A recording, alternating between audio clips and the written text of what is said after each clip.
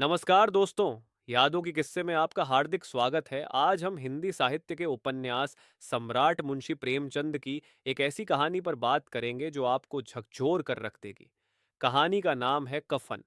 ये कहानी चरम गरीबी, मानवीय संवेदनशीलता के पतन और समाज की कठोर सच्चाइयों को बयां करती है।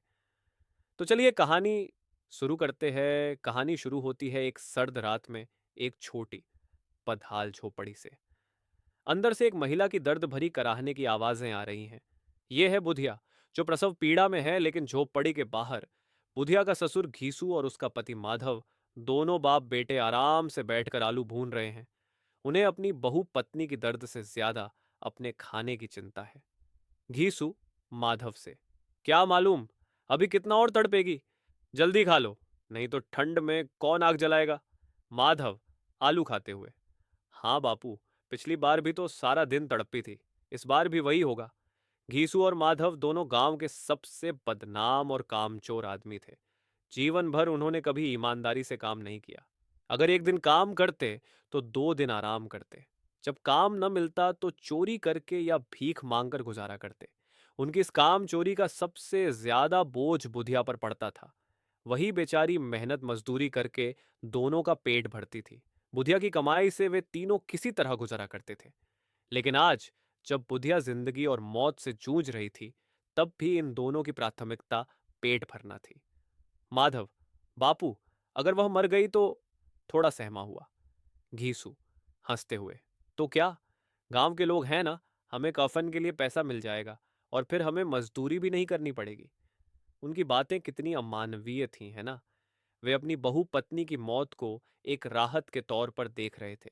एक ऐसी राहत जो उन्हें कफन के लिए पैसे दिलाएगी और काम से छुटकारा दिलाएगी। सुबह होती है। बुधिया की कराहना बंद हो चुका था। माधव झोपड़ी के अंदर जाता है और देखता है कि बुधिया अब इस दुनिया में नहीं है। उसकी मौत हो चुकी थी। खीसू मर गई। अब क्या होगा? कफन कहाँ से लाएंगे? माधव, हाँ बापू, कफन तो चाहिए और क्रियाकर्म भी करना होगा। अब उनके सामने बुधिया के कफन और अंतिम संस्कार की समस्या थी। उनके पास फूटी कौड़ी भी नहीं थी। दोनों बाप बेटे गांव में जाते हैं, रोना पीटना शुरू करते हैं। गांव के लोग उनकी दशा देखकर और बुधिया की मौत का सुनकर दया दिखाते हैं। कोई 2 आने देता है, कोई 4 आने। वे किसी तरह 5 रुपये जुटा लेते हैं। गांव के दयालु लोगों ने सोचा कि कम से कम अंतिम संस्कार तो ठीक से हो जाए। पैसे हाथ आते ही बाप बेटे कफन खरीदने बाजार की ओर चल देते हैं। लेकिन बाजार में पहुंचकर उनकी पुरानी आदतें और भूख जाग उठती है। खीसू, इतने रुपए का कफन कौन खरीदेगा बेटा? कफन तो बस एक बार जल जाता है, क्या फायदा इतना पैसा लगाने का।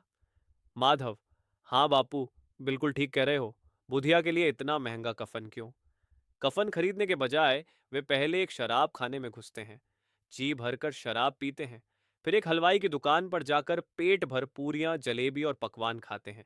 वे जितने पैसे बचाते हैं सब इसी पर खर्च कर देते हैं।